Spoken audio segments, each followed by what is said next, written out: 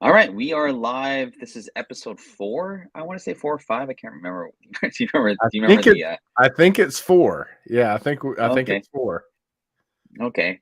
Apologies. Last week, I told Brad that I just didn't have it in me. Last week, I had a lot of stuff going on. I don't have my wedding ring on me, but I got hitched last Sunday during Memorial weekend, and so I just had a lot of stuff going on with just other things, and I kind of got burnt out a little bit. So I do apologize, but we are back full force.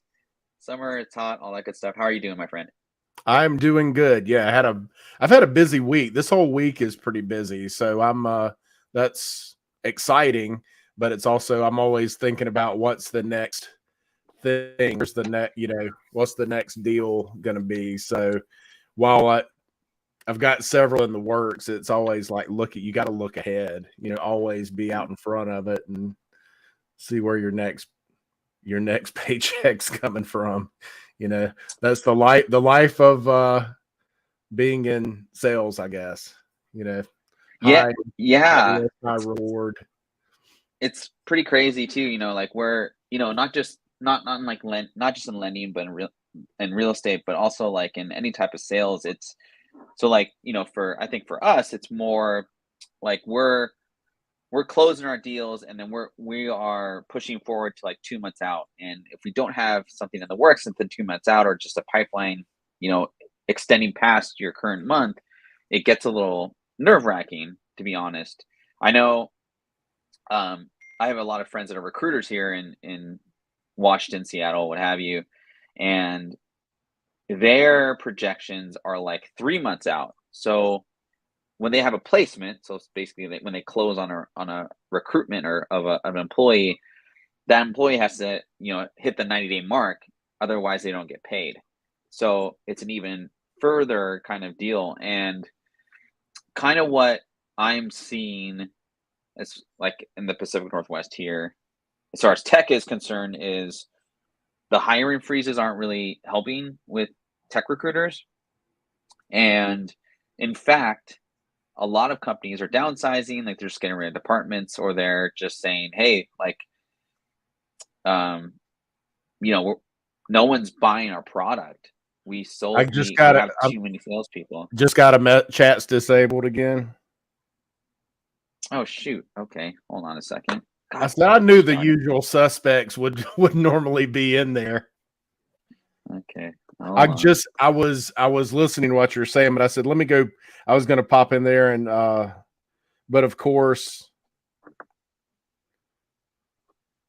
right, Soupy let's see. Soupy's and in there. Okay, cool. yeah, and Okay, hold on. of course, Wade was come ask questions and win a prize.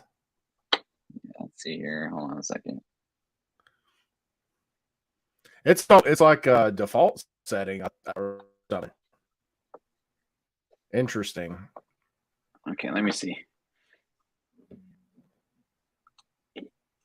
Yeah, it's really annoying. I don't know why it does that, but hold on. Custom manage videos. Hold on. Review. I'm telling them to come back and come back and chat with us. I'm glad I happened to check that because I usually don't check it Oh, because yeah, I want thanks to for see. that, man. I want to be attentive while you're Yeah, it's all talking. But good. I said we're just gonna throw it in there and let everybody know we're live in the Discord. Okay, hold on. Should work now. Should work now.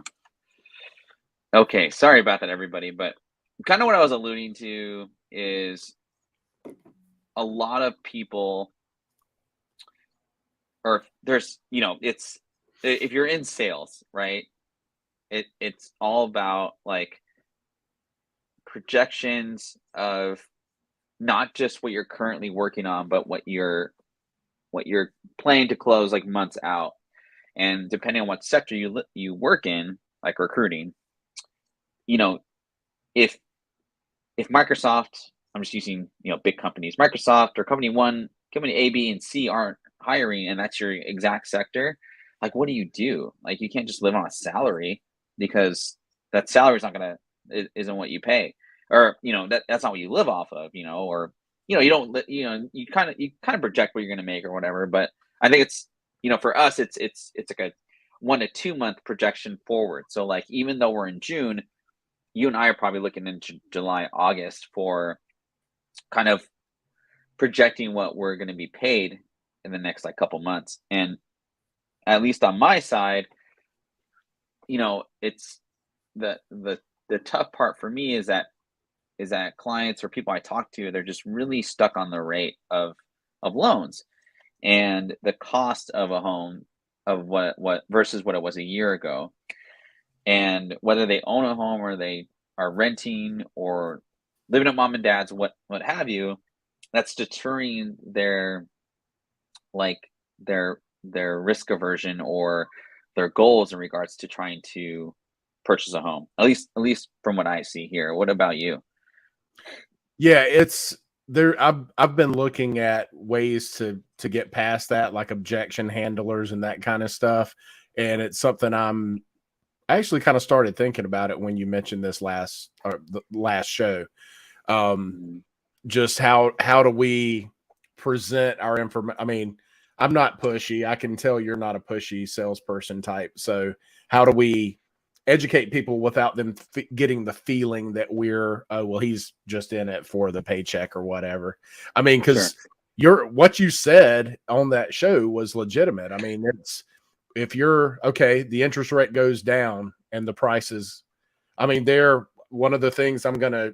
I think I've it's some of the information I included for today's show. I kind of gave some statistics to set the stage for what I was going to talk about in the more section. So, but yeah, if there we go. Um, if if interest Hmm. rates go down but home prices continue to go up, then um, I don't know that you've won anything. You haven't beaten anything. So Yeah, it's a tough it's a tough thing to explain to people because, like you said, you want to be genuine, you want to you don't want people to, not trust you or like, oh, this guy's full of crap or any of that stuff, right? right. So it's it's yeah, it's frustrating to hold on.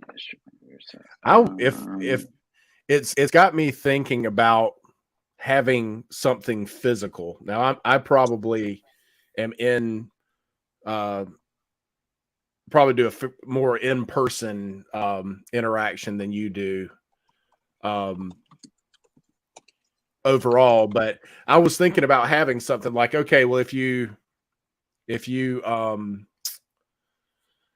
let's say, all right, that is crazy, man. it default sets to like made for kids, and so it doesn't allow if it's a kid, it doesn't allow comments. Huh. And I don't know why it defaults to that because my other shows it doesn't. So I guess I just kinks, man. I gotta get back in there Finally. again. Yeah. So So anyway, that's fine. the good news, Jeff, is we haven't gotten into the nuts and bolts of what we're going to talk about. We've just been discussing ways to get people out of uh, their fear or discomfort in making a decision now, and waiting and what happens if you wait. And I almost think like since I'm in, I was saying since I'm in. Have a lot more in-person meeting, actually have a physical thing that I don't know, maybe I laminate it and I say, okay, this house is 300,000. And if the price goes up, let's say 5%, but the interest rate goes down, and just show this is what your payment would be, and see if there's, is anybody going to scoff at a $50 a month difference in a payment? Or I mean, if they knew that, they probably wouldn't pump the brakes. Like, I don't want to lose something over $50 a month, so Mhm. I don't know. I've just tried to think about. I think I might try to do something like that. I have something that shows the interest rate at um it's the interest rate at a given price. So if it's 5.5%, 6% for a $300,000 house, you can see the difference. So yeah, I mean that's part of it is just figuring out a way, and then like I mean, you might even want to consider having like somebody in your office or something that you can call up and y'all have script practice every day and just like, hey, let me run these objection handlers on you so it's fluid and it's sincere and so I don't know. I mean, it's worth trying just to, not have stuff fall apart. And Yeah, and I also think like if you're actively really looking for a home, it's always a good idea to get pre-approved and just kind of see what options are out there for you currently, because that market can always change, whether it be less offerings or more to because what I think what people don't realize when it comes to getting a mortgage, there's people that back that mortgage and there's investors that want to what's up, Wade? Welcome to the show. Um, and what's up, Soupy? Thanks for coming through. I think what people don't realize, and I say this at nauseum, but I just want to reiterate it to people that just don't really know the back end of like how mortgages work. But there's investors behind that rate, right? And so right now there's a credit crunch on the lender side. So you have less a pool of investors because they see mortgages as a riskier investment, quote unquote, in those 6.5 to 7.5%, whatever. So there's less options out there as far as being, there's less options for mortgage products for people to get into homes. However, that could change down the road if rates tend to go down. There may be more options to get into a home. Now, when people say like, should I put 3% down? And maybe we can get to another show later down the road. But if someone asks me like, is it better to put 3.5% down? Is it better to put 5% down? The answer I always give them is like, well, can you afford it? I mean, would it be okay for you to put 25 grand in the game? Or like, are you at a point where like you make enough money, but you don't have enough money to put down? If it's either way, I would say at this point, I would probably put less money down if you can get approved and you can buy a home, because later down the road, the projection is the rates are going to go down. So why would you put more money in the game, with 5-10% down or whatever, or 20% down, when you could just wait for that asset to appreciate as rates go down and not have to put the extra $3,000 into your house? And everyone's kind of different, but like the general kind of money wise kind of strategy to do is like, well, one, if your rate's really low, don't pay it down.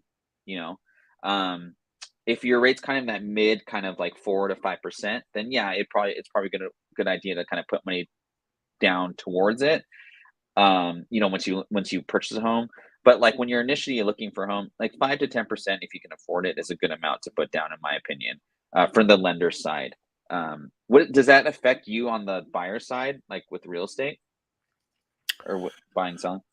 Not really. I mean, for my folks, so the guy that I partnered with today, one of the things I had scheduled. This was a busy week, but one of the things I scheduled was I provided lunch for a local elementary school for the faculty and staff.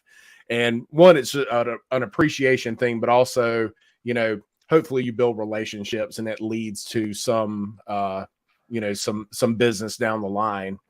And so the guy that I partnered with a lender, we went in half to provide the lunch and got a little FaceTime with them and got to talk some. And I told them, I like having someone. I try not to his name's Kevin. I try not to contact Kevin on the weekends, but I do like having his cell phone number, and he gives his clients his cell phone number. So if they need him, he's available.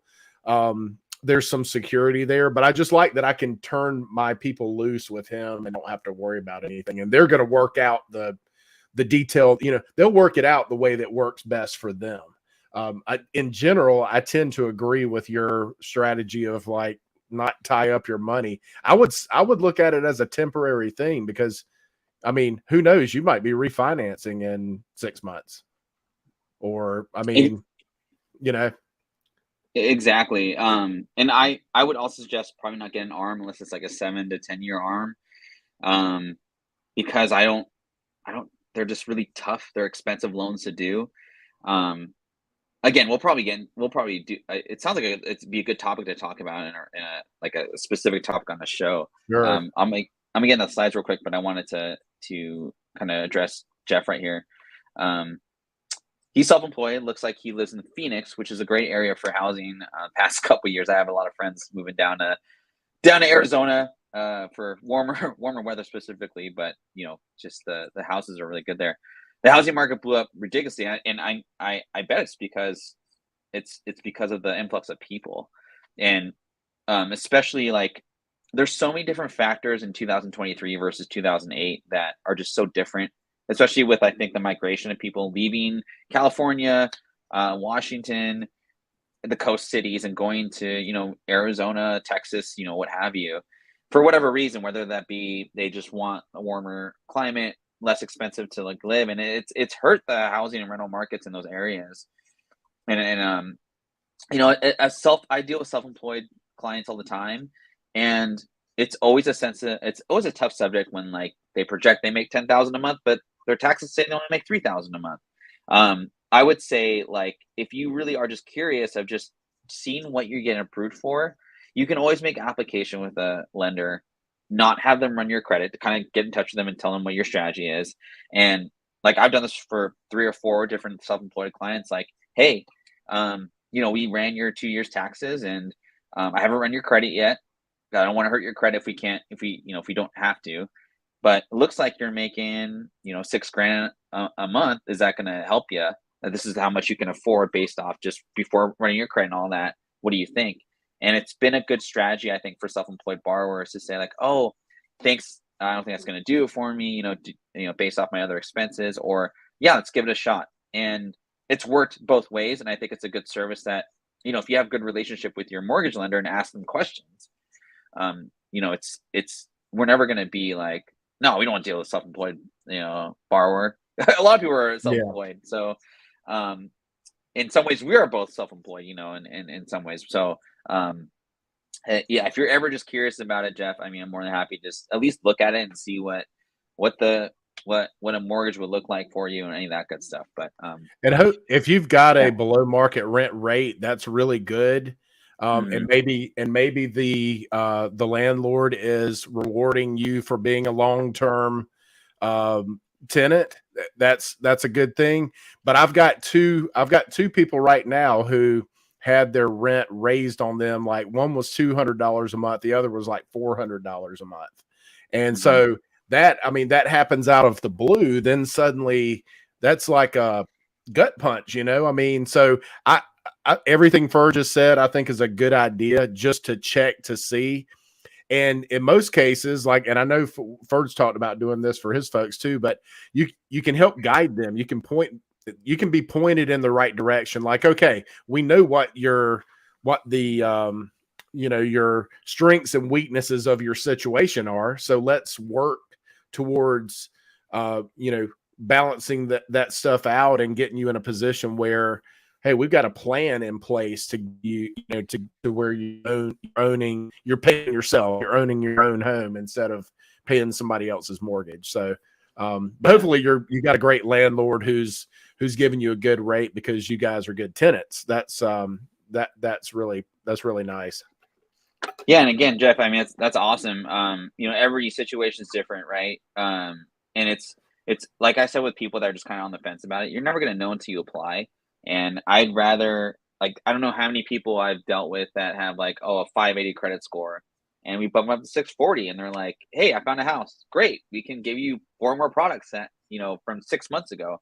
And Brad, I'm sure with you, like you don't get like it's very uncommon to sign up with a realtor and get pre-approved and find a house in like 2 days. it's a Yeah. process. It's a relationship you're trying to build with that, with your mortgage lender and your realtor. I don't know how many times I mean, I got people in my pipeline I've had for the past year, and they've seen the increase in interest rates, and they're still wanting to be in that kind of category, and they ask questions, and it takes 5 minutes to answer a question with someone, especially after you make application. You kind of know, we take notes, we kind of understand our clients from um, what their goals are, whether it be like, I want to own a home as a starter, or I think I like this area, I don't want to ever leave it. So you kind of bump up their purchase price so they don't have to buy again, um, certain things or whatever. Make sure expectation matches the budget. I mean, Exactly. that's a big one. Mhm. I want this, this, and this, but I don't want to go over 220,000. That's, it makes it a little difficult. And Wade, to answer your question, it's kind of yes and no. So the bare minimum, so like, you have to have a 580 credit score for sure. That's FHA is a 580 credit score. If you have a higher credit score than 580, like let's say 620, 640, it opens up more for like first time home buyers, what have you. What what the higher credit score, so 740, 760 higher, those qualify you not necessarily for the more products, but the cheaper, like, you don't have to pay as many points or costs for that loan um because you're a better borrower. Does it go below a 580? I don't know of any products that go 580 or lower. I only lend in 9 states, so I'm not exactly sure, but I don't lend under 580. I don't say no to someone that says I have a 580 credit score. I say, hey, you're at 560. Let me get with my credit person and see what I can do to help you get up to where you need to be. And then we kind of go from there. And I say, can you pay off 20 grand in debt? Can you open up another credit card that's secured? And they say either yes or no. And then we kind of move on from there, whether it's like, okay, it's not a good idea for you right now, or you need to get a second job. And some people do that. It just depends on what people's like priorities are, that kind of thing. So, It's some that will go lower. There's some almost predatory factor involved in, yeah, they'll jack up. There'll be like huge fees or some crazy rate that they'll want to slap on you because they're going to make some money by getting you approved, in a lower bracket. So it yeah, almost feels predatory. I would say if you're not far off, man, get with somebody and have them find your FERD in your area and have them guide you and just lay out a roadmap. Like, hey, if you do this, this, and this, I've got a client now, and they've got somebody who's basically done that for them. And so we're trying to find out this week, hopefully this week, if what she did paid off. So, but find that person for you there and get them to just lay out a roadmap for you.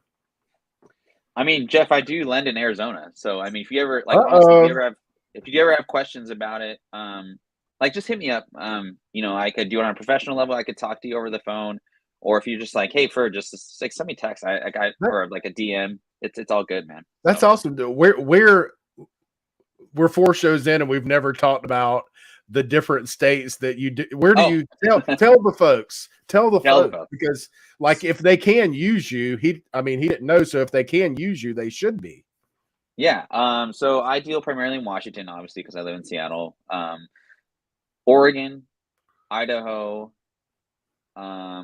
Nevada, California, Alaska, Hawaii, the freak states, Simpsons reference, Arizona, and Colorado. Those are the states that so it's like Pac-12 sort of. I mean, I don't know. I Yeah, always say Pac-12, but that's yeah. okay. But yeah, I mean, like, ever, and I've given like estimates to people that I don't lend states out to in the Discord, just because, like, I've always felt that my job is not so much a salesperson, but a lender.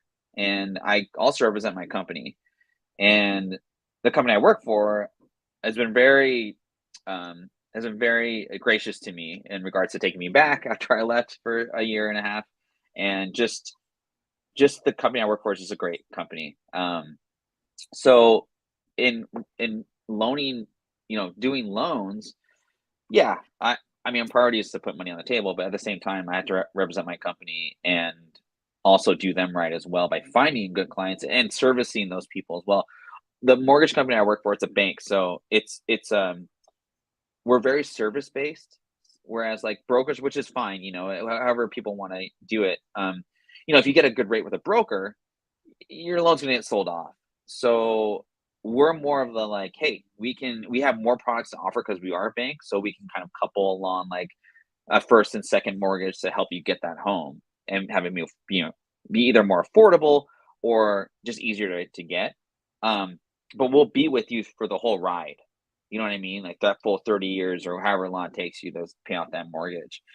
A lot of our people that they've been here for like 20 plus years, that kind of thing. This is the first job I had out of college. So, yeah, that kind of thing. So, anyway, so, and Jeff, real quick before I get into the slides, answer your question. The last 2 years of my income has looked really bad on my taxes for sure. Should I wait another 2 years as I build my business back up before trying to get it pre-approved? So I always tell this to small business owners. I'll never tell you how to get your, income taxes. Like I'll never tell you how to report your income taxes, because if I say, hey, you should report XYZ, I could get fired. I'm not a CPA, I'm not a tax professional, any of that stuff. I would say, you know, see how your taxes look like currently. And just see what the current, what we could count for your current income. And if it's negative, which is sometimes like it may be in your case, Jeff, you may have a positive like year that following year. We can average that over 2 years. And if that average over the 2 years is consistent with what you need to buy a home, even though the previous year is negative, then you're all good. You don't necessarily have to wait 2 years to have positive income. You could have one really good year that kind of offsets the previous year. You don't have to count the previous 3. We only count the previous 2. There's other ways we can kind of look at other products as well, since he has a good credit score, that we could fit you into that, that scheme. That's just kind of what I would suggest to somebody. And again, it's no hair off my back I talk to people for 2 hours a day and they don't even make applications. So, stuff like that. But someone's really just curious of what, and so they can project what they can plan for the next year. It's always okay, I think, a good reason to look into that, especially if you have a family and all that stuff. So anyway. Yeah. That's cool. Well, that's great. I mean, it's not I mean, you don't have to, like you said, you don't have to pull his credit if it's that. I mean, that's really great credit. So then it's just a matter of making sure the other stuff works out. So Jeff, I mean, it's definitely would be beneficial to, we said go find a Ferd, and you found the Ferd. So you're the one and only. The other ones I'll have to eliminate. Just kidding. That's cool. Yeah, we appreciate the questions, guys. This is awesome. We're an hour in and haven't gotten into the slides yet, but I feel like we're really providing some value. So that was our intent. It's in the slogan and everything. So yeah, definitely. Yeah, no, it's good stuff. Before we get into the slides, I wanted to specify something so when people are just like, oh man, the economy is like, doing bad and like, rates are high and all that stuff. It's true. I mean, like I don't spend as much money, for whatever reason and, what have you. But look at the jobs report from last Friday. 339,000, better, almost double than the 190,000 Dow Jones estimate. Unemployment rate rose 3.7%. It's pretty crazy. Professional. So I would think service-based jobs like, entertainment type things would have been the kind of the leader in these employment numbers, but professional business services led job creation, followed by government and healthcare. So, I mean, it's not stopping, man. It's like, I was so shocked when I saw that headline on Friday, and the market jumped big time last Friday. Dow was up 700 points. It was a crazy. it was a crazy day, and it baffles me too, and it's it's just wild. I don't know what to think of it. I don't know if it's politically driven or what, but I mean, professionals are hiring still. What do you think it is, Brad? I don't know. We've talked about this on a number of different things and how the data doesn't match. It doesn't the data doesn't make sense. When you look at it and you realize, wait, this shouldn't be happening. Interest rates shouldn't be going up, and home prices Mhm. also going up. It's I don't know, man. It's it's a little peculiar that we're this far. You would think people have already had this figured out, but it feels like something that's like uncharted territory almost. Like we haven't seen this kind of thing before. And I guess I'm glad the projections are better than what they were expected to be. But yeah, I couldn't. You would know better than I would what might be leading to that, but it's baffling. It's I have no idea. I have zero idea. Yeah, I just that's yeah, that's kind of why I was just like I thought that was an interesting tidbit that I didn't put in the slides today. But yeah, let's get into the presentation. There's not a ton we have to go over today, but yeah, let's just get into it. So I basically thought of the safest stocks to invest in. Now, I'm not saying go out and buy these stocks now, just keep an eye out for them. And if you have extra money to kind of put into the market, and you're just curious, these are just some stocks that I've always just followed and just covered, and I'll tell you the reasons why. These are kind of off brand, so or just off brand. These are kind of just I don't know if people think of these stocks or know of these companies, but my first one's Alta. Ulta is like the Costco of beauty supply. I followed this company for a while because I had a lot of friends and like they were like did like fashion stuff, and they I would always think they would go to like Nordstrom or a Barney's or of some sort, but they would buy like huge amounts of stuff from Ulta Supply to use on their runway shoots and what have you. And the value that Ulta brought to these professionals, it really intrigued me as far as an investment. So I remember buying this like, I don't know, 10 years ago, 7 years ago, like 190 bucks a share, shot to about 400, sold it. It was like small. I had like 30 shares in it just to kind of see. But they kind of withstood the pandemic. And I think one of the main reasons is because of a lot of, social media bloggers. Um, there was still a demand for cosmetics, and the partnerships that they have made with other companies has really pushed their profit margins pretty high. Now, their last quarterly earnings, which I think this is hitting retail across the board, they the the stock went from 500 to like four and a quarter, so a pretty big drop. And one of the reasons they said the stock dropped was due to Wade, you hit it. And I think it's hitting retail, but people are like they're just the companies can't keep up with the theft, and it's an ongoing issue. I think across retail.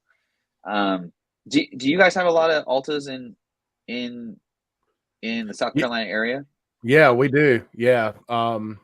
There's it's kind of like, malls follow trends, and they say like every 20 plus years um they'll shift what they are. So now there's one that's like more like a village with individual shops. So it's almost like a mall turned inside out, where the shops are, you're walking on the streets and sidewalks and stuff, but all the shops are accessible. Mm. But yeah, we've got a place, Village at Sandhill here, and they've got an Ulta store there. And I was going to ask you, like, I mean, it would make sense with the people doing like videos, and if you were doing, because I've seen, without looking it up specifically, I've seen like make tons of makeup tutorials and stuff that were Hmm. happening during the pandemic. Are they primarily a brick and mortar store, or do they also have like an online shopping presence? That's a great question. I think they're more of like we're trying to get people into the store because of the services that they offer inside the store. They do not only hair, or sorry, they don't only do cosmetics, but they do hair. So it's another path for income that they can get. There's like kind of like, Walmart Supercenter. It's like an Ulta Supercenter where they have like, three or four, estheticians or hairstylists that you can make an Hmm. appointment with and then buy the products there. But I feel like it's more of like I use Costco as a comparison because of like the quality Costco brings, but I feel like it's more of like a Walmart type of strategy where they want people to like this is the only place you can get cosmetics for cheap, and there's no like you don't have to pay a membership, you can sign up for one, but they have good quality stuff from what I hear, and it's not as crazy as like a Sephora, but I think it caters more towards like the professionals that actually use it that need like a lot of makeup or whatever. So still a great company. They have high cash flow, all that good stuff. So yeah. And then my next one is Shopify. Shopify is a Canadian, I think they're based in Toronto. Um Canadian based Canadian based company. You can't run online unless you like Shopify is the like the Mercedes of online, presence. That they shot up big time during the pandemic. It kind of came back down to earth a while back. I don't know the current price. It did stock. It did adjust for it split. I can't remember the amount it split by, but I just think it's a great company to have, especially with online retail just picking up. They're like I said, they're if you have an online presence, like the comic book stores that we deal with, Bird City, I know has a Shopify relationship. I'm pretty sure Midtown probably has some type of presence there. They're kind of like the Amazon Web Services for internet retail, Hmm. and I can't think of another company that does it. And just with the growth of internet retail, there's two reasons why I like this company. I don't own any stock in this company. I haven't in a long time, but it's it seems primed for a possible acquisition, or it could be gobbled up and just like taken out entirely. I don't know, but I can't think of as of today, June 7th, Wednesday, 2023. I can't think of another company that wants to swoop in on their product, which is basically the intermediary between the consumer online versus um, the company that sells the product. Right. So, What's up, James? oh, what's up, James? And yeah, James knows exactly. This is probably right down his wheelhouse. So thanks for coming in, James. The third one, Apple. I always been a sucker for this company.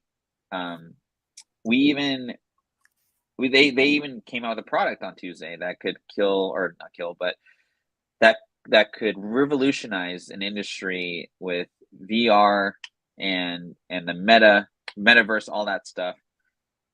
The the one thing that all these companies have in common is the leadership that these companies have is like is up there.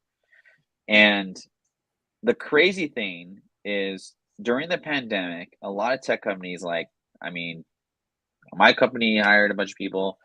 Um, Amazon, Google, Microsoft hired thousands of people. You know how many people Apple hired? You've talked about this Zero. before, and I know that's amazing. Zero employees during the pandemic.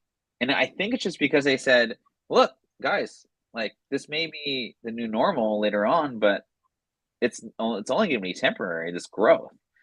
And the stock price hit a 52-week high, so I probably wouldn't buy it here. If you wanted to nibble at it, sure. Maybe buy 10 shares or however much money you have, maybe allocate 10%. But they always pay a dividend, and that's not very common with tech stocks. They kind of were the first company to start doing that as a tech company. Uh, Warren Buffett famously bought a pretty big stake in Apple, and I mean, I know the iPhone growth isn't really there like it used to be. However, Apple, whenever they enter a product, they don't half-ass it, man. They go in and they want to destroy all their competitors, and they don't really partner up with other companies. I know that they partner up with Disney. I could see them buying a content company whether that be an offshoot of Disney as a whole. I mean, they got the money to do it, or like maybe like AMC, because like I don't know if you have Apple TV, like their streaming service. It Yeah. is every show is pristine on that show. It embodies their brand, and they're just number one in brand in my opinion. Have you ever owned Apple before or even thought of it? Have I ever owned one? It's all Yeah. I own. My laptop, my phone, I've got an Mhm. iPad, I've got um I forget what they're called, but the Mac Mini. I've got a Mac Mini for a Uh-huh. desktop computer. I mean, that's all I have. I've got 5 Mhm. devices. Mhm. I'm like, yeah, hardcore. Now, part of that is because when I went to college, I went for graphic design, and that was the Okay. dominant platform for that. So, but I just like the ease of use. I like the interface is like so much more fluid. Like it was like scrolling is more. It's just the little details. Like you scroll and you get to the end, and it'll bounce. There's a little bounce on the scroll. Yeah. Like when you, I mean, Yeah. it's just like it's just smart. You know, it's just well done. So yeah, Yeah. I'm all about it. I love it. Yeah. I I got introduced to the iPhone in 2008, I want to say. And mind you, it came out in 2007, like right before the market crashed. And with all the recession talk, they put out a $3,500 like VR headset, which I think is just crazy in itself. It's a huge risk, but they've done the research. They have all the cash to kind of take that risk. Um, they don't care what the economy looks like because they just put out good stuff. And I think that's an amazing almost cocky attitude, but in a good way to know that a company's doing a good doing good work or whatever. So, um, They don't seem to put all their eggs in one basket. Like when I mean, I've probably got an iPod in this drawer somewhere. Who uses sure, iPods yeah, anymore? But that's, I hmm mean, they've just rolled right with it. They're like, all right, well, our phone is now an iPod. And you're like, everything they decide, it just blows your mind. And other people end up, I guess, you can make some arguments about all ideas where it originates and stuff. But I just think yeah, they charge more because they do it better. And I'm like, yeah, a big fan. I like their products. yeah. I think they should have a great philosophy as a company. Like, don't half-ass anything. Like, it may not be the easiest place to work at, but it's the best company. They're the what do you call it? They're like the Yankees of like tech. Or just companies in general. They're the most valuable company in the world. 2 to 3 trillion dollar market cap. That's insane. This what I'm streaming from this is I've got a MacBook Air. This is the early 2014 version, and Yeah, still it works. runs like a champ. So yeah, Yeah, sure. you might have paid 2 grand for it when it was new or whatever, $2,200 or 1,800 or whatever, but I'm still Mhm. using mine. I guarantee you that your Dell's been dead for years probably, or Yeah, yeah, whatever you yeah, use. It's just a great company and great product. yeah. Thank you. Yeah. And these next three are a little kind of off the beaten path. The last one's a little more speculative, but I just love the company. Elf Beauty. So when you're looking at stocks and whatever you guys take from the show, just take it with a grain of salt. But be be more, I guess, be more active of what's around you. So when I heard about this stock, my niece had lip gloss and she was begging her mom to take her to Target. And she was like, I need to get this lip gloss for this like social I'm having, tonight. And she was like in sixth grade or something. And my sister was like, why don't we just go to Rite Aid and get those like, $5 lip glosses that you love? She's like, Mom, this one's like the best and it's only like $4. And so I was like, hey, I'll take her. And so I'm going there and I'm like, hey, I go to this Target. I'm like, do you guys have like this Elf Beauty product? I don't know, it's some lip gloss or whatever. And the associate's like, oh yeah, it's right over here. And it was like it was like Spider-Man 7 on New Comic Book Day. Like there was they were almost gone, you know. Guys get that reference, but and so it just drove me it made me very curious. And at the time the stock was $7 a share. And I was like, well, maybe it's just a flash So in the you pan. hold on a second. You look because I mean, all this led to you thinking that's really genius, man. I mean, like your Oh, niece led yeah. you, like just her desire to buy this product made you think, let me see what this stock's got going on. Let me like do some research. Yeah, That's because I that's was just yeah, that's I mean, cool. it's just I mean, like literally walk up to the mall and just see what, where's the line at, basically, right? And it's Target, so it's a it's a big company, and I went online to see if they had Elf beauty product, and um, they were sold out at a couple Targets around here, and I was like, well, maybe they don't have a lot in stock. Maybe it's a newer company because it was only $7 a share. Well, my dumbass didn't buy the stock. This company, their kind of their niche is the owner worked for a very high end cosmetic company, and she knew the markup on makeup is very high, but she knew she could cater to the low end plus high end market in one product. So her market is vast. The thing with Elf Beauty is they're very small, like kind of throwaway products. However, their margins are very high, but the cost of the actual product is very low. And I don't know how she gets the quality control. It's a marketing genius. The way she markets it is, if you need something quick and don't need a ton of it, buy Elf Beauty. So it's like Hmm. very high quality in small batches, but it's like it caters to the rich and the not so rich, or just doesn't have like $100 to spend on lip gloss. And then when I found my sister's buying it, I was like, okay, this has to be a great company. So the So I niece looked. that you took to Target, her mom is also. Oh, mom, aunt, all the kids, like they all have it. My wife now, I mean, she's had it in Are the past, and are you using it right now? Is that what you just put no, on? this is just chapstick. Hey, it's 2023, right? Just kidding. Well, I they know should do I was doing it as they if should do men's products.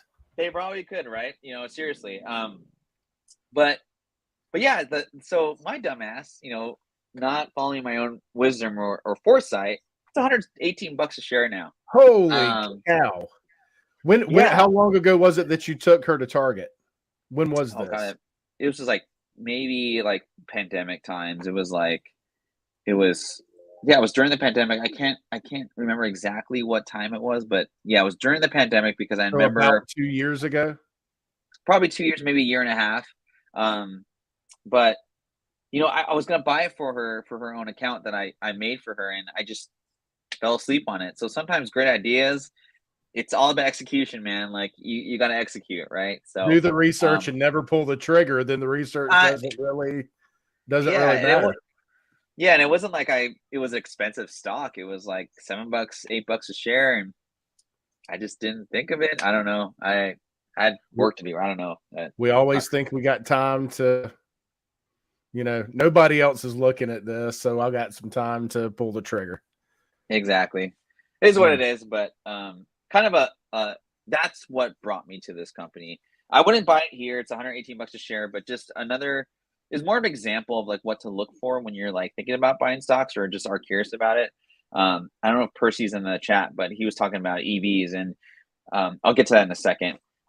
Chewy's my next one. It's run by Ryan Cohen, who is the infamous GameStop guy that took a 5% stake in GameStop, and that's another story for another day, I guess. But I like this company because we love our pets. We'll do whatever it takes to feed them. I mean, my cats eat better than me, and they go to the doctor more often than I do. So, um, what's interesting is Amazon has like an okay kind of footholding on like animal food or treats, what have you. But Chewy just seems to just have a more, it's very specific to, it's very specific to pets. So it's more loyal to, and you find more, I think, more value from Chewy. Do you have any pets at all? I always wondered that. I had 2 dogs, both of them were older, they passed away during the Oh, pandemic, but yeah, that was oh like man. yeah, you could get I mean, yeah, they definitely ate better than I did, and their treats were, Mhm. "What's up, man?" They're yeah, always keeping treats and, loaded up and yeah, that's a good yeah, we're gonna make sure that our pets are taken care of for sure. So when you have it's like the I don't know, maybe it's like the um it could be as something as simple like being having been in graphic design, the logo to their logo looks like they like pets. Yeah, exactly. I couldn't get the whole logo on there because the slides just kind of mess with it. We But I mean you um, that's how good they are at marketing because that you need all you can see that and the rest fills in because we've seen it, right. commercials and stuff a million times, but their logo just looks like they like animals. Yeah, They're well if you like my dog as much as I love my dog, then hey, I'm gonna give you business. yeah. It's also well run. It's a well run company by Wall Street stalwart Ryan Cohen. I mean, he's very innovative. He's very smart when it comes to online retail. This stock trades around 40 to 45 bucks a share. I feel like that's a pretty good, you may want to take like a dabble, if you will, like into the stock just to kind of see how it moves. And the nice thing about investing nowadays is like back in the day, it was like, 50 bucks a trade to 7 bucks a trade. Now it's just free. They just want your money and they want you to move the market, right? So you can buy one share and just be like, oh, that's cool. I can follow this stock and not lose my wallet on it, as opposed to buying like a 1 in 100, you know, Pacelli variant that's 500 bucks that may drop 250 bucks. There's stocks out there you can do that and follow. Um, the other thing with Chewy is I now this is big speculation. I don't know if this would actually occur, but I feel like it's prime for an acquisition because it's the number one company as far as pet products are. And just with more work from home, the more allure of having a pet, like people are gonna and the fact of am I gonna drive to Petco or whatever pet store and buy my food, or am I going to go to Chewy where it's cheaper, the shipping's not that bad, and I can get it in 2 days, and I can kind of have a subscription, right? I just think it's the days of a big market, big pet store markets are they're it's tough. I think it's tough to do that unless you need it right away. So anyway, So maybe it would be a company that wants to get in on that, or is it maybe number 2 or number 3?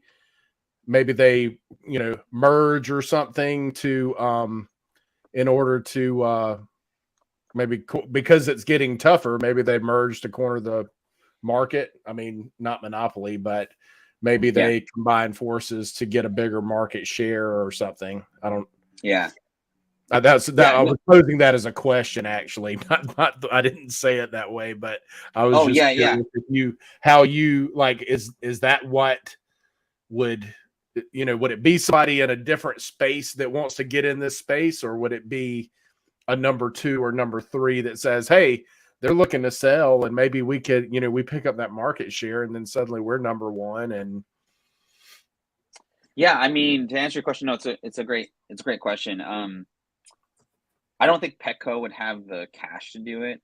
They'd probably have to take on a lot of debt, and right now it's when rates are high, especially with commercial, loans, bond offerings aren't really going to get you the money you need to take on the debt to make the acquisition, you know, profitable.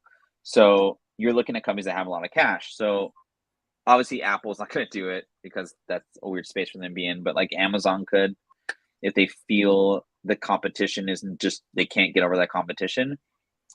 And it's not uncommon for them to do that. I mean they've acquired Zappos, a long time ago before, that company went public. And it kind of fits in their wheelhouse as well because, they want to bring, customers, they want to own all of retail.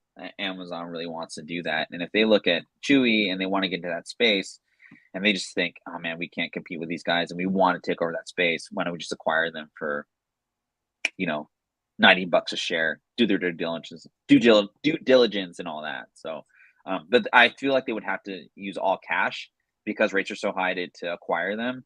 Just in my experience with rates being high and whatnot, I'm not a financial expert or whatever, but in regards to mergers and acquisitions, I should probably put that banner up just in case. But Yeah, uh, save our I, butts. Thank you. save our This butts. is I for hope no one fun, sues guys. me for. You're Yeah, hanging out with us for fun. I bought 100 shares of Chewy and it went bankrupt. I Hey, man, you probably won't told do me they were that, going to but get bought and the stock was going to yeah, split. yeah, right. That's just speculation, arbitrage speculation on my part. But anyway, the next one I'm very cautious on for everyone that's actually thinking about buying stock in Lucid. I have 200 shares at this of the stock, average around 650. Or sorry, 695 a share. There's just something about this company and the car that I just adore. Lucid, I've talked about, right, Brad, in the past, Yep. correct? Mm-hmm. You've seen Lucids in South Carolina as well, correct?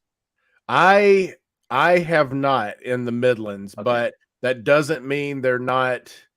Um, that doesn't mean they're not down in Charleston. Has some pretty, Oprah used to own a house on the Battery in Charleston, so Okay. I mean they get some high rollers down there. So I would be shocked if they don't have a space or a merchant down there that can, but I don't recall seeing them in the Midlands, but they Okay. might be catering to another a different lifestyle than we live here in the Midlands of South Carolina. But I was intrigued when you talked about them last time because it was on the same show that you talked about the robot taxis, Oh the yeah, flying. yeah. The flying taxis, man. Yeah. The AI flying taxis, and Yeah. yeah, it just cracks me up. So Um, they did not make the list this time. no, maybe in 5 years though, if we keep this going for the next 5 years, who knows? That we could do a rewind, back or whatever. But I mean, who knows, right? Lucid's just been, I don't know, this company just is very intriguing to me just because of the technology that supposedly is far superior than Tesla and it's tested out better and all that. So I just think the problem is, especially with any car company that has vertical integration, meaning they want to own the technology, they want to own the production, and they want to own like the sales. So they want to own everything, just like Apple does, and Tesla for that matter. They don't outsource any of the production. They don't outsource any of the batteries. It's all made in house, right? I want to say Tesla has like Panasonic batteries that they kind of like. That's their only outsourcing, but the actual like um, IP around the battery itself is Tesla. Lucid's the same. Their technology for like the lasting of the battery, it's like 150 miles more than the regular Tesla.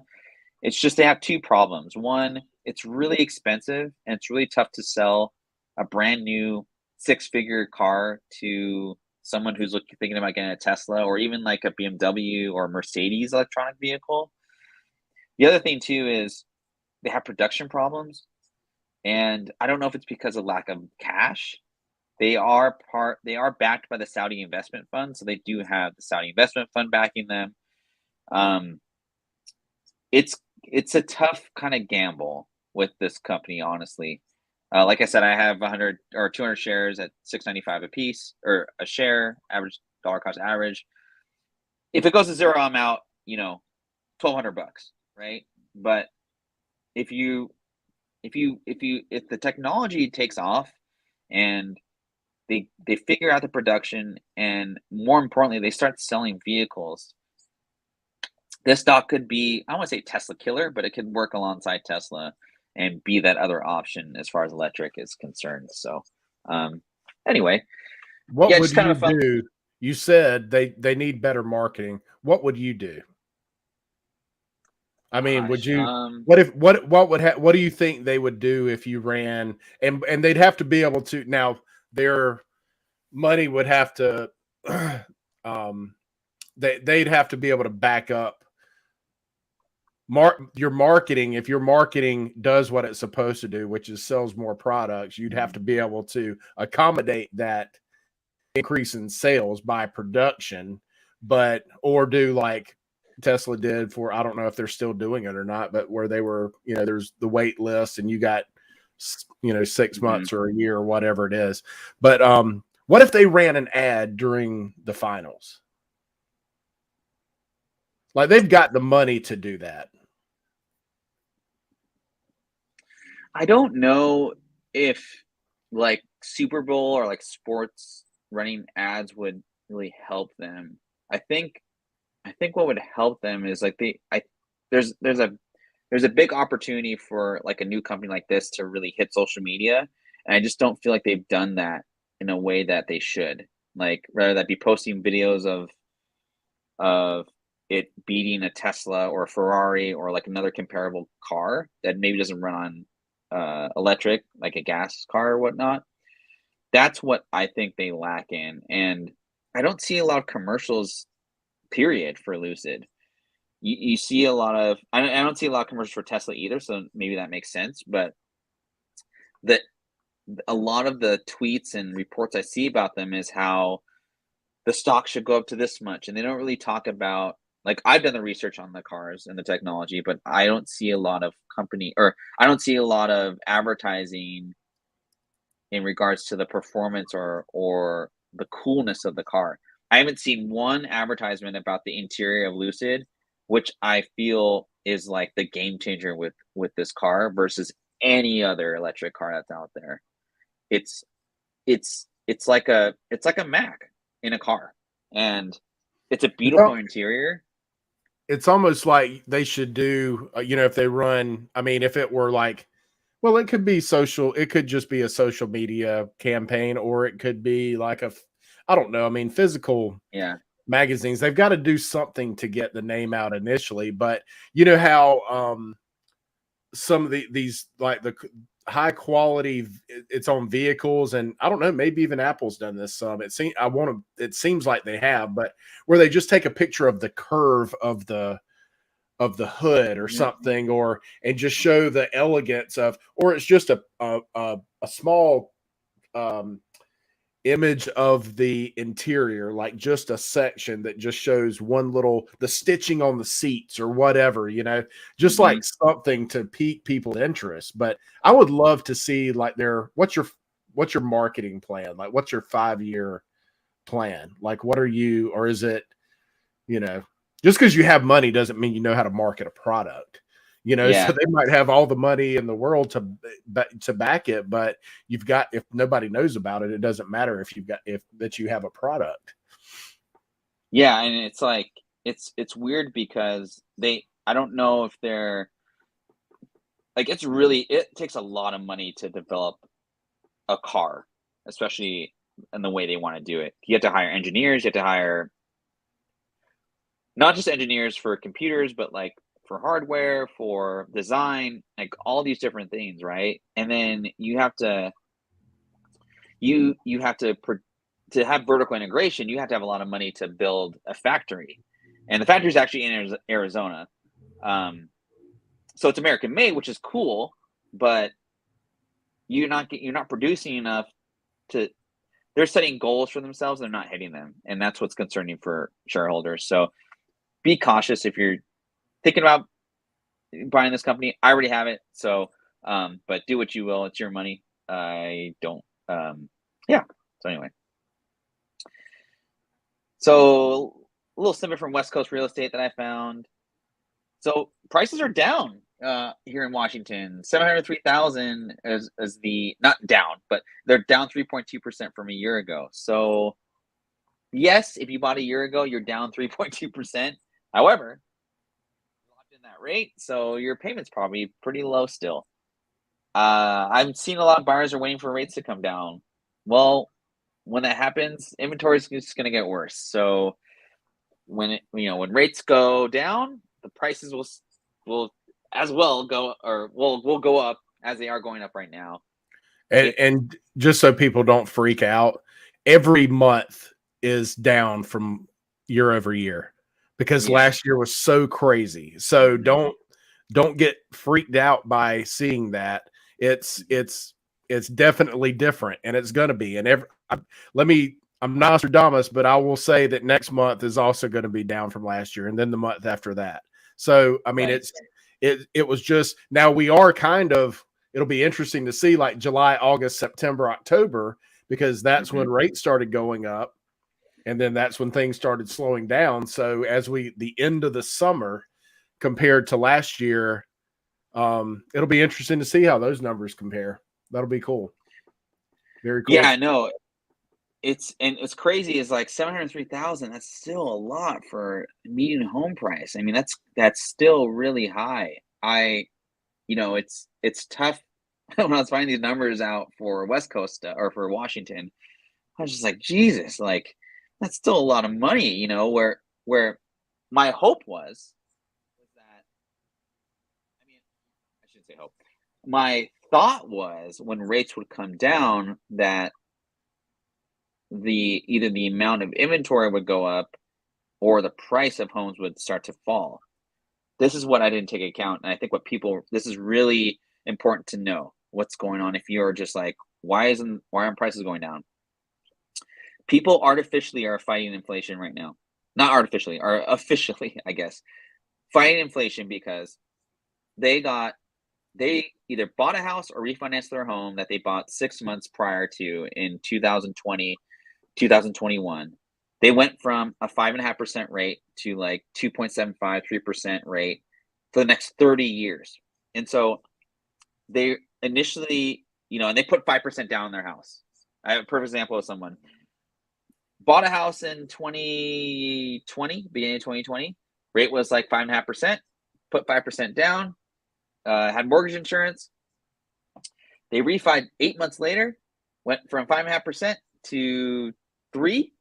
So they're already saving money from an interest rate drop. Equity in their home went up by 80%, or went up to 80%, and they bumped off $220 in mortgage insurance per month. So their overall monthly savings from the point they refinanced, and that's for their home, so home expenses, $500 a month. So now that, even though inflation has gone up, they're basically just at the same point as far as like, now they probably like didn't save that money that they were saving per month. However, they had a little bit more of a leg up on the rise of inflation. Also, they're most likely to like, screw this, I'm not going to buy a house. This is my forever home. Because now my housing cost is going to go up by $1,000 or $700. I'm still employed. That's the most important thing here with everything going on. And that's why I want to put up that jobs number from last week.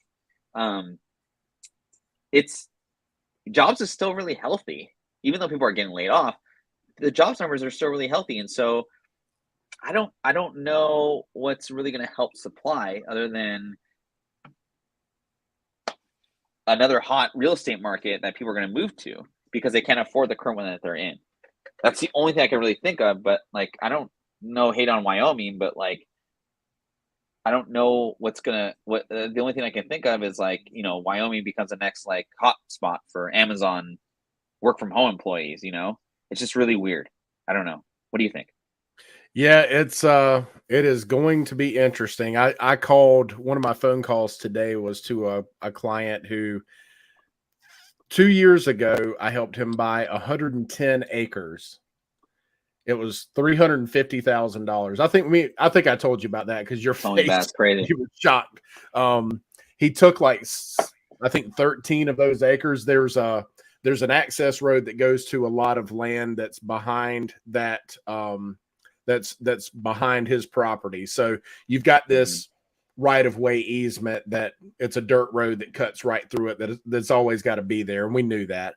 To the right of that is a pond, and then to the right of that is a chunk of land. So I was like, man, when we were first looking at this, I said, man, it would be like, you've got a natural divide there. You could have a house with a pond separated by a road, and then another 85 acres on this other side that you can do something with. And, you know, of course, my suggestion was, what if you pick what your neighbor's house is going to look like? You got 100, 80 acres or 90 acres or whatever it is. Why don't we develop that? And, I'll jump in. I would love to be the on-site agent for the builds, Oh or, yeah. for that many, but I said, look, that's the only way you can secure your property value, is if you sell it outright, somebody can put whatever they want to there. So you set the standard and say, hey, our house was made with this, maybe it's, hardy plank siding or something, a nice quality, or brick or hardy plank or some good quality product siding, and, certain acreage lots and certain minimum square footage and that kind of stuff. So, and I said, well, and I asked him today, because I know he's still transitioning from the house that he owns that I'll be listing to the house that he built, which is finished. And I said, how far are you from Blythewood? Well, those of you, we've got pretty much our regulars are in the chat now. So those of you remember me talking about Blythewood, because several $billion was spent to build a scout facility there. So that, to create 4,000 jobs so they could build the scout electric vehicles there, the trucks and SUVs. So he said, I'm about 10 minutes from there. I'm like, well, hey, guess what? We're fixing the housing crisis when they bring these people in from, because I mean, a lot of those 4,000 jobs, that's just 4,000 to create the facility. I mean, then you've got ongoing, your staff and all that stuff. So I'm like super excited about those possibilities, but that's what you need, is like some, I don't know that it falls on the shoulders, because we still need rentals. That's the thing. We still have to have rental properties too. So if we put it on landlords to release some of their rental portfolio, then there's a segment of population that's going to be hurt by that. So it's got to come from build. We got to build somehow. I mean, it's just, it's nuts. It's crazy. It is. And this is the thing that you and I have talked about ever since I started doing this, was the data does not match what's happening. So it's, and it's, when you say the issue is inventory, it's supply and demand 100%. It's the, that it is very much at play here. And, interest rates go up, and home prices still go up. I mean, in general. So you're, in your area, it looks like there's a bit of a decrease year over year. But I mean, we were at, most of the national average was like, I think it was like 15 to 18% during the pandemic. So of course we're going to see a decrease.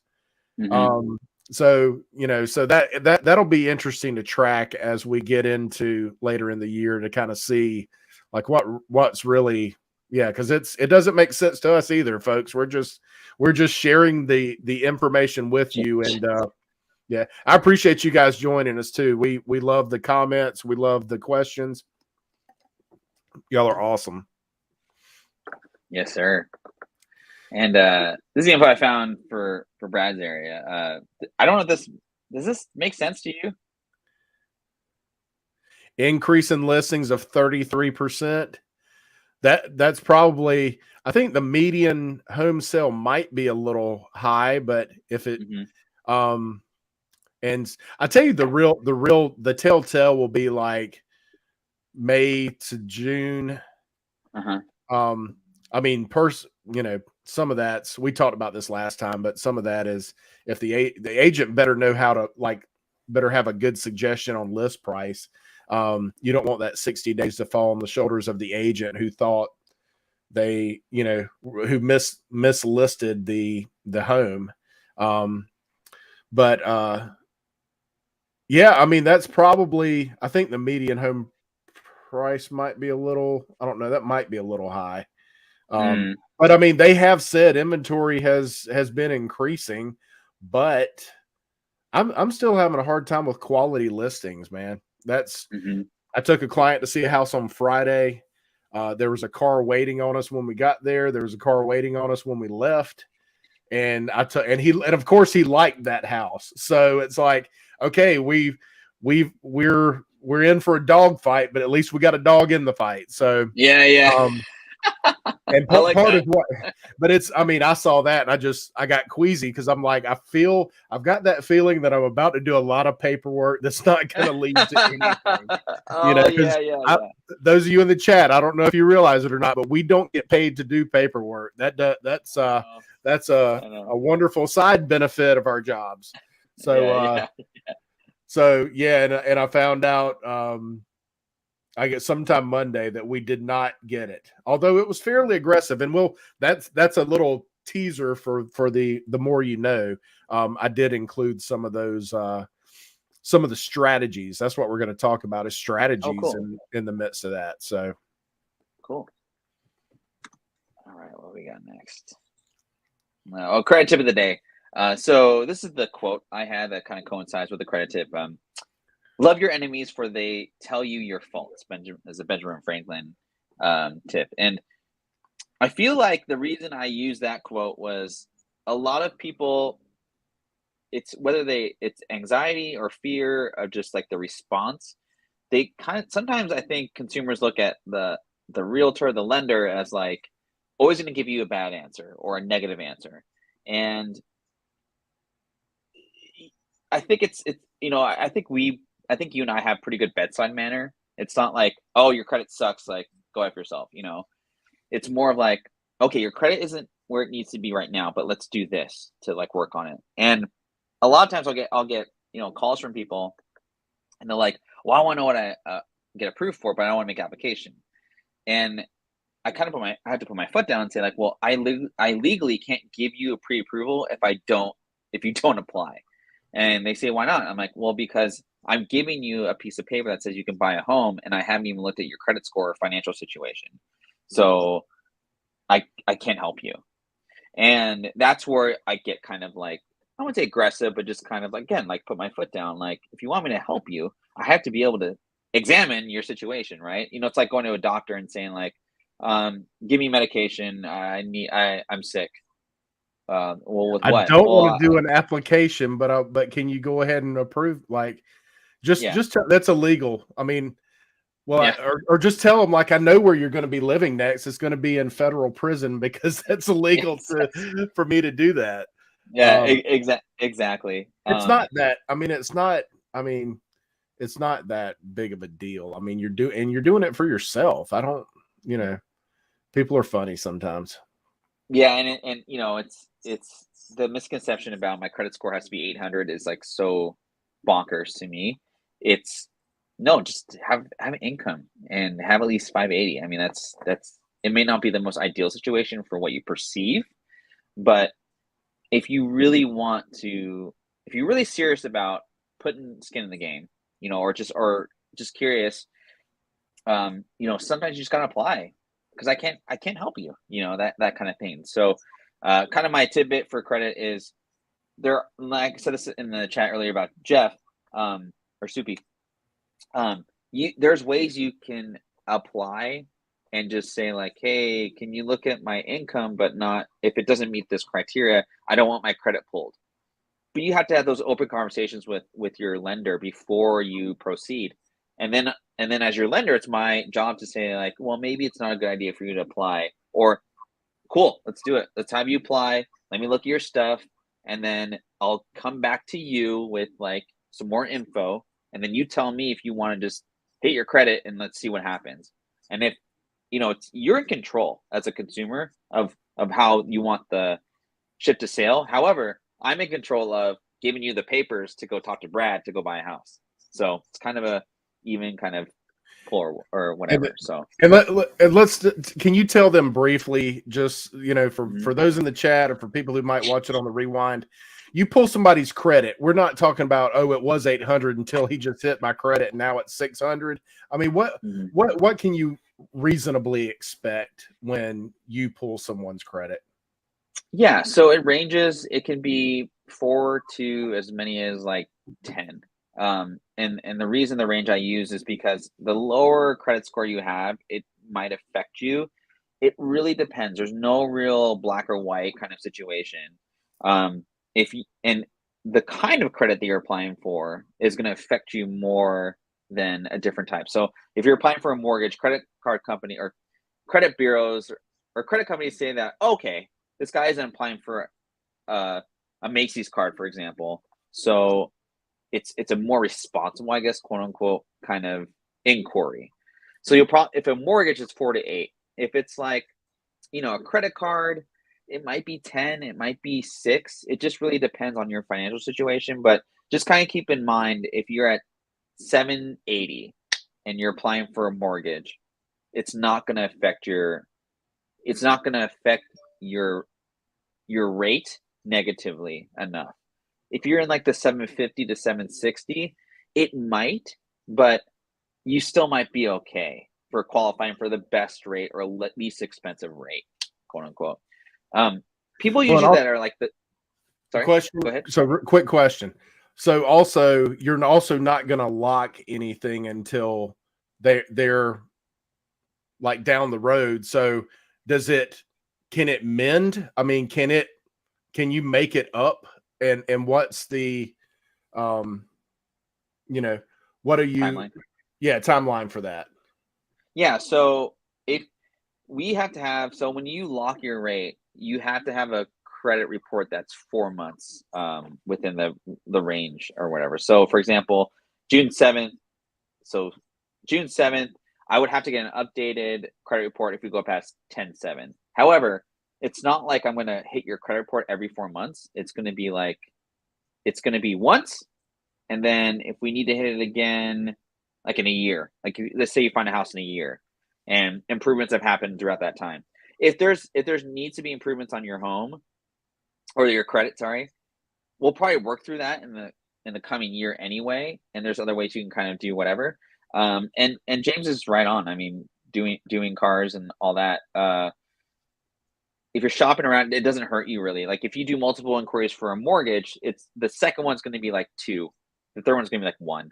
The fourth one's going to be like nothing, because that's typical kind of process when you're looking for rates. And then kind of to piggyback on this, it's trying to keep rolling inquiries in your bureau. And then the volume of inquiries just brings some more questions. The biggest thing, and we'll do like a credit seminar one day. The biggest thing that you have to do, just pay your freaking bills on time. That's the easiest thing to do. If you don't got the money to pay it in full, like I get it, stuff happens. Just pay the minimum at least, because that's one of the biggest factors into what your credit score is going to be. So, does that answer your question? Yeah, that's great. Cool. I just thought that people get scared by that a lot of times. So since you were kind of dancing around that, I thought it'd be a good, for people to know that. Sure. All right. The more you know. So buying a home, here's how to stand out from the crowd. So that scenario I just talked about was something that I kind of wanted to talk about today. Some statistics. Existing home sales decreased 3.4% in April 2023, with all 4 major U.S. regions registering month-over-month and year-over-year sales declines. Inventory is approximately 46% below the historical average dating back to 1999. That is insane. It's crazy. So chief investment officer and co-founder of Palisades Group. So 28, and then so we've seen decrease in existing home sales, decrease in inventory. 28 million Americans plan to purchase a home in 2023. So somebody's going to get left holding the bag. So if you can hit the next slide. So there's a lot of people vying for not a lot of, supply and demand. There's a lot of people wanting to buy and not a lot of stuff to buy out there. So I targeted 5 things that I think you can do to, all right, so this is after you've talked to Ferd, after you've talked to me, so you're actually like strategically, and I do this with my clients, my buyer clients, strategically, what can we do to position ourselves? Because we know we showed up and there was cars there. We left and there's another set of cars pulling up. So we know we're in a fight here. So what can we do to stand out? So Ferb mentioned number one earlier, get pre-approved. Let's go ahead and get ahead of the game. Your here, now that's, we may be dealing with some differences in contracts, but here you've got 5 business days to initiate your loan process. And I don't know what y'all require there, but is that the same? Yeah, you're right on it. Okay. So 5 business days to initiate. So if you're putting in an offer and you don't even know you can buy the house, and you got 5, by law, you've got 5 days to figure that out. But my suggestion is we missed out on one, me and a client. We looked at it on Friday, put the offer in on Saturday. I sent the contract. I sent the we have to also sign the property condition disclosure statement here. They've given us a detailed, look at what what they know to be wrong with the property. And then I sent the third thing I send that I always send is a letter from that client's lender. So they're going to outline like, hey, for this, they'll usually target the price of that particular home. Hey, this house is $250,000. They're approved for $250,000 for a conventional mortgage. And that's the endorse. They've done what Ferd was just saying. People don't want to do the application. You go ahead and do the application. So you got a better chance to, so you got a better chance to get ahead of the game. Everybody's not going to be doing that up front. So I highly recommend having that pre-approval letter to go with your offer. Here's another lender. This is where the lender, another thing. Yeah, that's dead on, James. Another thing to get the lender involved that I really like, submitting an offer, have the lender call the listing agent on your behalf. Like Ferd picks up the phone and says, I don't know that, Jeff has the best credit, this is the best file I've seen in this year in 2023. I've got no doubts that, barring some freak, thing that we can't see, I have no doubt that this will be a piece of cake, and I give you weekly updates, and so you'll never be in the dark about where things stand. That goes a long way. Yeah, the seller wants the top price, and they want the best conditions, and that kind of stuff. But if you get, it's doing these little things, nobody else is doing that. It's doing these little things to get, to set yourself apart. Be aggressive. Like you may need to offer over list price, but be cautious, like cautiously aggressive. Don't just throw 30 grand at everything, or 40 grand or 50 grand. I'm not seeing that I'm not doing that with my clients. There is a point at which I would say, let's bow out of the race. I don't want you to get in a hole.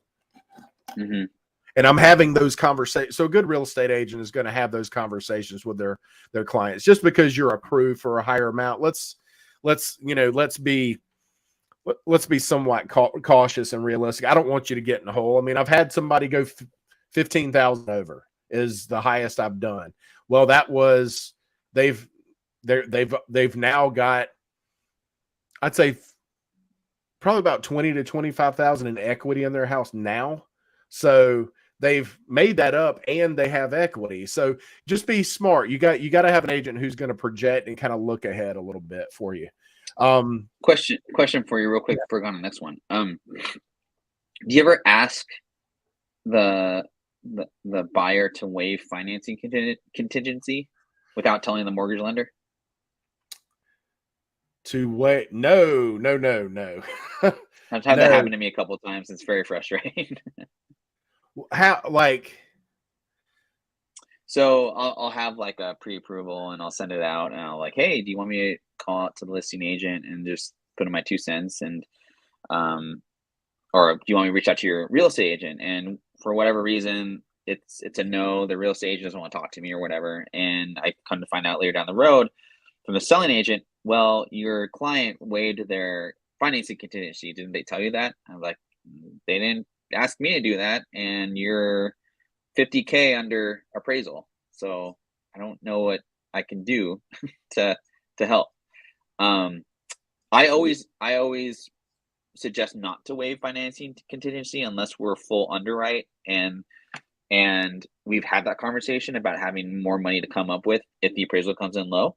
Um, but I've had a couple times where the realtor, the selling agent, so the buyer's representative, has not told me that, and it's gone pretty bad. Is it Just people curious. is it buyer's agents you've worked with before, or are these complete strangers? Complete, just like, some random.com realtor dot something. Um, don't really want to That's work with those people ever again, but yeah, right. it was really bad. That's probably, I mean, potentially one of the downsides of servicing such a big area like you do is, I mean, Mhm. you probably have some personal relationships, I'm sure, Sure. but Yeah. that's we're kind of required to, I say required, but by nature of our situation, we're kind of, that's kind of how we do business. So having those personal relationships, like I'm much more likely to ask a question. There's no stupid questions, and we've, you know, Mhm. we adopt that not only in our podcasts and chat, but also in our careers. Like, I'm going to ask the question to make sure. Um, so no, yeah, I wouldn't do that. And unless they've got a crazy amount of cash, you really can't waive Right. the appraisal contingency either. I mean, you got to have a ton of cash to do that. Mhm.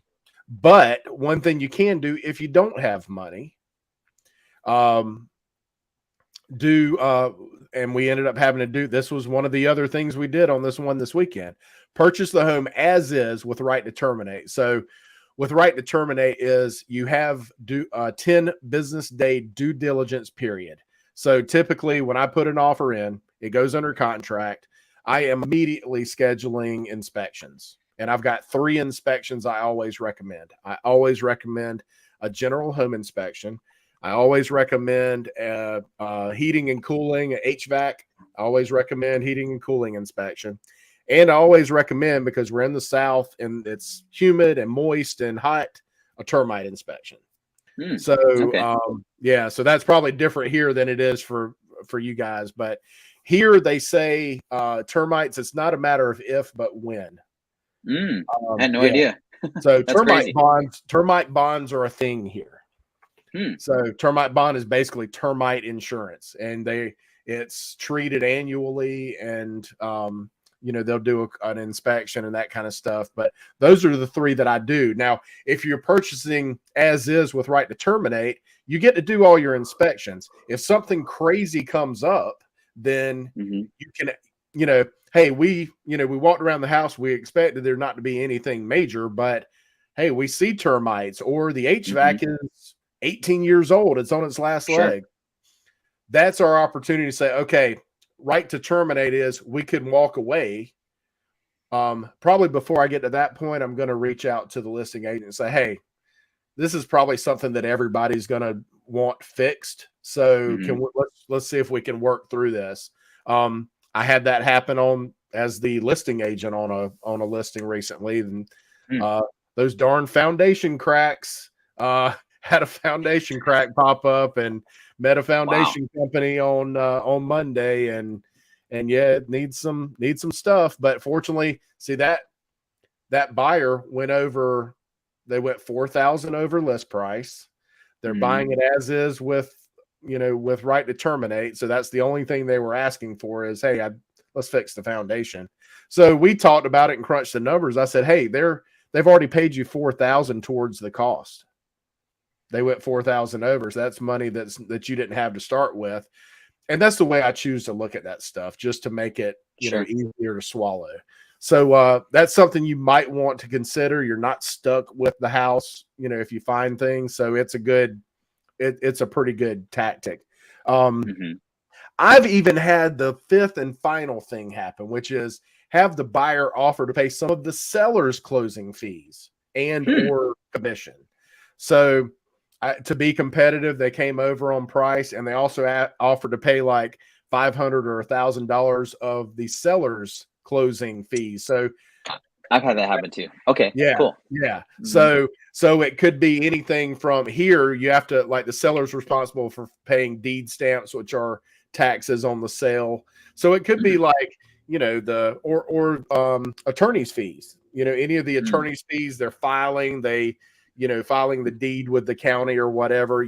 All that stuff adds up. So yeah, you just say, hey, here's an extra $1,000 to. So, in your pocket. So it's a neat tactic, and it kind of stands out. So those are just some things kind of off the top of my head as we were putting these slides together that I thought might be helpful.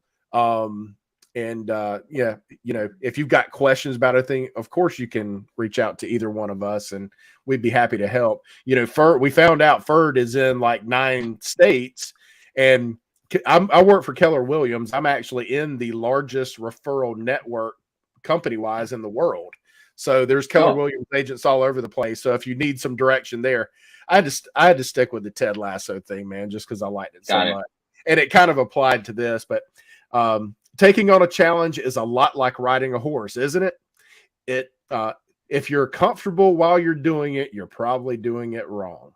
So take heart while you're diving in head first in these, looking for a new house. It can be done, and having, I'm here to be the voice of reason, and Ferd's here to be the voice of reason for his folks. So it can be done, and without you losing, hair or getting gray or getting stressed.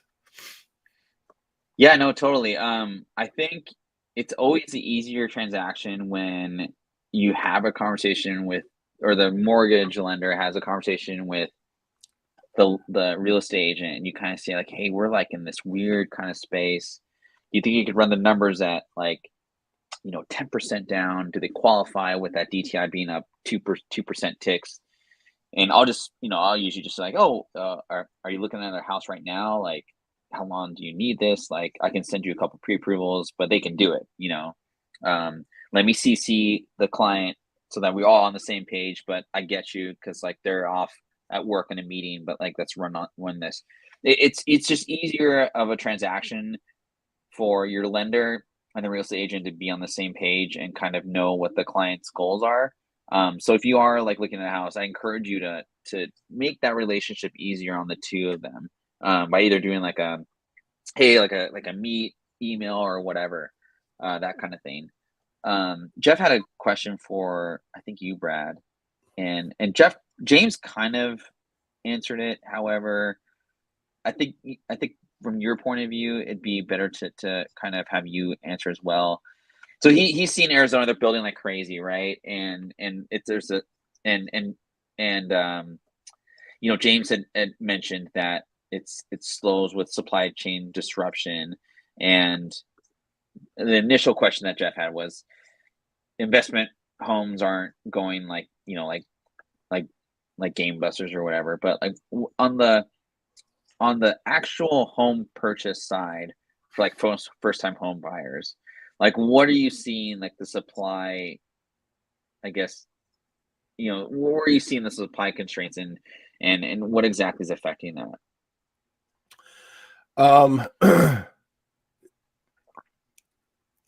First time home buyer, like it's higher. Like obviously they're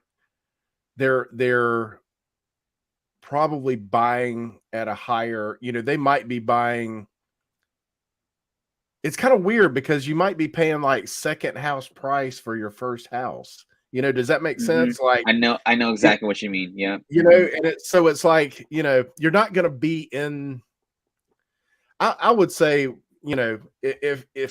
if you're not paying somebody else's mortgage, it's a good thing. Just generally, like if you're not paying your landlord's mortgage, it's probably, that's probably a good thing. You're paying yourself. So don't think about, and I'd also not think, I don't know the last person who stayed in a house 30 years. I mean, the average was 5 to 7 for the numbers that we would get as real estate agents. And then it got to about like 2 to 3, and we might even kind of dance around that 2 to, maybe maybe 3 to 5 instead of 5 to 7 is more like it. But yeah, I think we're seeing like it's just a higher price, but they're also starting, that group is trying to build a family and they're getting married and they're talking about having kids and being in a certain place, for a period of time. I keep saying, for a period of time. And it's another one of those things that's just like, it's just hard to wrap your head around exactly what's happening, but it just looks like there's not enough inventory. Obviously you're paying second year price or you're paying second home price for your first home and a lot of that stuff. And I would say investment wise, the investors I'm talking to, and I am talking to a few, they see opportunity in this. They're not really scared off by this because one, they're not buying a turnkey property. They're buying something that needs some work. So they're probably getting a little better deal on it. And then if you buy a 15 or let's say a 1,200 square foot house, 3 bedrooms, 2 baths, very minimal, not a lot to it. And it's $150,000 and you need to put 10 to 15 into it. And then you're going to rent it for $1,500 a month. I mean, they're liking those, numbers kind of. Now I'm just kind of throwing an arbitrary thing out there, but they're liking what they're seeing right now because you gotta, if you aren't in a place to buy, you gotta live somewhere, so you have to rent. So yeah, it's interesting time right now, Ferd.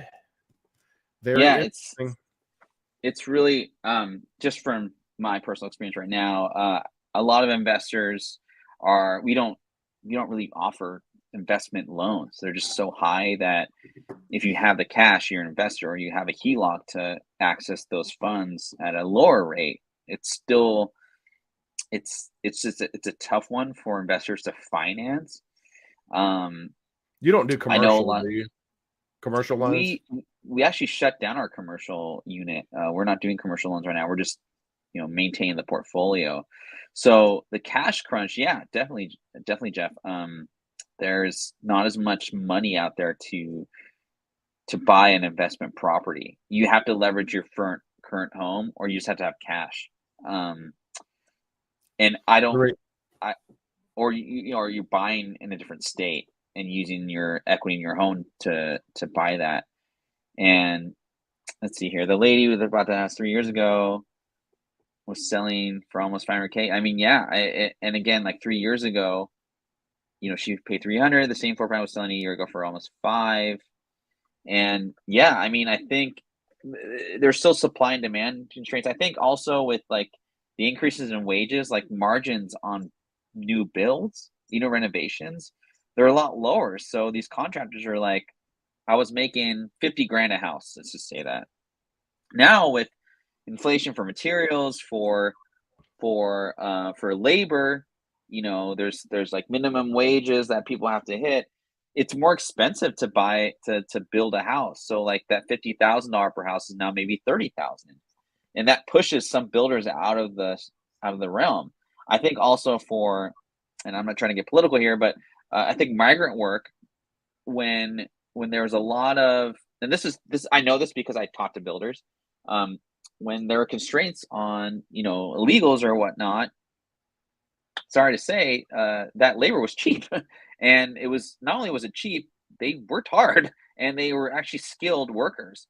And when they were basically kicked out of the US, that also hurt builders as well. So it's a lack of workers. It's more expensive to hire those workers. The materials, I think wood's gone down a little bit. However, but here's the weird thing. I mean, so there's still demand though for those homes, even though the lack of homes is being built in quality or what have you, and the rates are high. It's so weird. And I think, kind of going back up to the chat, and I'll kind of end it with this: employment is number one. If you see employment numbers start to tick down, that might be kind of an indication that, canary in the coal mine, that this might be the end of kind of that housing shortage, possibly. I don't know, but it's a different time. I mean, we have freaking Bitcoin out there, crypto. There's different industries that employ different people. So versus 2008, 2009, we didn't even have there was no cent of crypto. I never even heard of crypto until 2012, right? So there's different ways to make money nowadays, and the population of the U.S. is growing. That population that like immigrant families or whatever, their children are being educated, and now they are entering more of a white collar versus a blue collar workforce. And even blue collared, workers. I mean, you can make good money. You know, maybe like 10 years ago, you couldn't make as much money as a blue collar worker can now because those skills are just so highly sought after. And those people that are making money, they want to buy a house. So just more people in that pool. And until employment goes down or we have a lack of employment, it's just going to keep the demand for housing just going to continue because it's the one area that people know, oh, if I buy a house, it's going to increase in value, in my opinion. So, and I'm sure Brad feels the same way too. So Absolutely. Yeah, that 3 to 5% year over year is usually kind of the norm. That's the norm. Yeah. And it might be 5% a year, right? So anyway, any closing thoughts for the good of the order and the awesome comments we had today? I was super excited about that. I appreciate you guys hanging out with us. It was great. We spent the first 30 minutes talking about chat stuff, so that was awesome. Yeah. That's chat questions, but I'm glad we did this, man. I appreciate you, and I'm excited every week we lead up to this. It never disappoints. This was a lot of fun. Yeah, thanks, Brad, and again, apologies for the week delay. Yeah, just mentally and physically exhausted. I think I didn't get that much sleep, and we danced the night away. Filipino and Mexican As you style. should So have. That's what yeah, you're supposed so, to do. So you yeah, needed a break, and that's cool. We can we picked right back up. So hopefully you feel rested and ready to jump back in. So yeah, Jeff, don't forget to reach out to Ferg. You got an opportunity there to pick his brain a little bit. yeah. I'm pretty slow anyway, so I'm more happy to help you out in any way I can. And thanks everyone for coming through today. We'll see you next Wednesday, 4:30 Pacific, 7:30 Eastern. Y'all have a great week. We'll see you in the Discord.